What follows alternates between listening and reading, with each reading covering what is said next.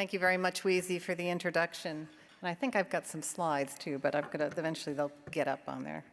And to NEWIEE for this Leadership Award and honor. It's really been an amazing evening tonight. And NEWIEE is an organization that has really helped so many women in the development of their careers. I also want to congratulate the other awardees tonight, Karen, Commissioner Tierney, Emily, and Commissioner LaFleur. My family is here, and I want to quickly acknowledge my mom, Ophelia, and our son, Luke, for all their support when, work seemed to regularly interfere with dinner, vacations, so thank you for being patient and being by my side over the years. In addition, the staff at Advanced Energy Economy and Navigant. As many of you know, and as many of you in the room also know, it's an amazing family of professionals who've really made my work and our work successful. As one of my coworkers, Ryan Kotofsky, who's here, reminded me the other day, we've been working together over a quarter of a century. That's a long time, guys. And so for Ryan and others who have worked with me for so long and for so many years, like Matt Stanbury, Sarah Hill, Maria Robinson, Eric Fitz, Andrew Kinross, Shannon Graham, David Walls, and the newer team members who flew in from Chicago and DC today to surprise me, Danny, Coley, and Hannah. I really have to share this award with all of you guys. It takes a team. Thank you.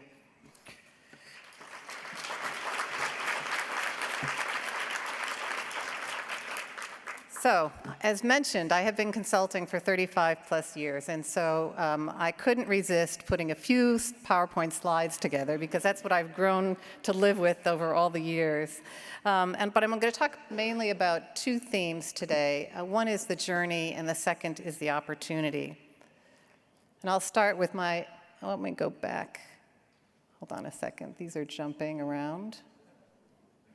Let's see. How do I get back? Is there a way to get backwards? They skipped ahead. Let's see. No. Let me try one other button here, guys. There we go. All right. No, one more. Thank you for being patient. Okay. Let me first talk about my own personal journey. When I was 11 years old, both of my parents put me on a plane for the very first time at the age of 11 to go to Greece. And I was supposed to meet my grandparents on the other end, and they were going to take me to see our relatives. And they took me to this very remote village in the island of Crete called Sklavopoula. And when I got there, I was shocked that they had no electricity. And the conditions that they lived in really were quite meek. And so that's me there, by the way, attempting to make dinner with my great aunt in the left corner.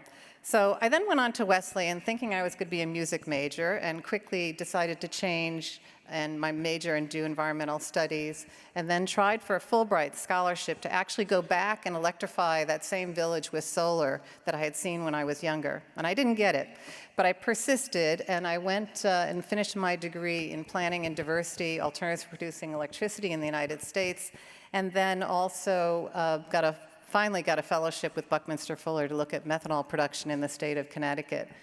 And I had a wonderful mentor at the time, Howard Brown, who helped me through that process. But my message for you is that for the parents in the room is that the takeaway for me is that kids are very impressionable at a young age. And so if you expose them to things like climate change, it can make a difference. So that's my first takeaway for all of you this evening. Now let me try to get this slide without advancing too much. Okay. When I started in consulting in the renewable sector in the early 80s, there were I don't know what's going on with these slides. All right, I think we're back. When I started consulting in the renewable field back in the 80s, there were very few women, as you can see in this top left picture, that were involved. And one of my very early assignments, Navigant asked me to lead a Navy energy vision with the military. And I thought, oh my God, I want to be doing renewable energy consulting. You're going to give me the military assignment. But the reason I'm bringing this up is because it was probably one of the more memorable experiences I've had in my consulting career and in my career in general. Not only did I get to get catapulted off on that jet on the bottom left-hand corner, but I saw night flight operations, and I got to just basically live on U.S. Enterprise off the coast of Puerto Rico for a few days. But then the other thing that stuck in my mind quite significantly is that I had to deal with the military that had very conservative views, and I also had to deal with 4-star admirals. And here I was, a very intimidated woman, having to deal with all these men. And, you know, we actually made a difference. We actually convinced them that they should be considering high-efficiency lighting in submarines. We convinced them they should be looking at solar for off-grid application and operations. And so it's important to try things that are outside of your comfort zone and to engage with others with different opinions and different viewpoints. Collaboration, in my opinion, is really the key to progress. And that's what we're doing at Advanced Energy Economy. You know, in our group, we're trying to bring together different stakeholders with different opinions. We bring the utilities together with the environmental groups, with the regulators, our businesses, and we try to find those win-win solutions where we can make progress around different, you know, very difficult, challenging issues such as business model reform and policy issues. So it's not an easy task, but we've made progress. So now I want to switch a little bit to the opportunity. When I first started in this career, you know, I was really viewed as a tree hugger. And now things have changed, right? Renewables are mainstream. If you look and you talk with utility companies, they're purchasing renewable energy technologies because it is often the least cost option, not because there are renewable portfolio standards in play. That's an exciting thing that's shifting. In addition, we are working at Advanced Energy Economy with a number of corporations like Amazon, Facebook, Microsoft, Walmart.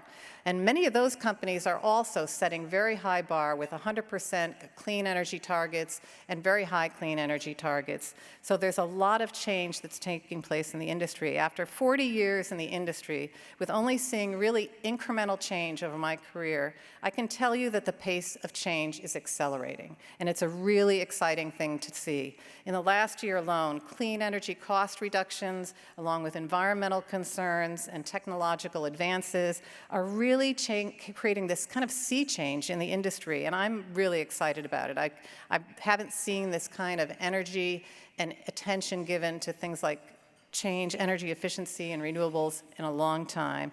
And I'm very happy for all of you in the room who are in this sector, because I think a lot of movement and the acceleration for change will continue to take place. Now, finally, I just also want to take a look here and talk about the women mentorship, because I know it's been mentioned a few times this evening, and I'm having a hard time seeing the slides. But many women now, not only has the industry shifted, but women now have also changed. They're in CEO positions at utility companies, at commissioners, within businesses.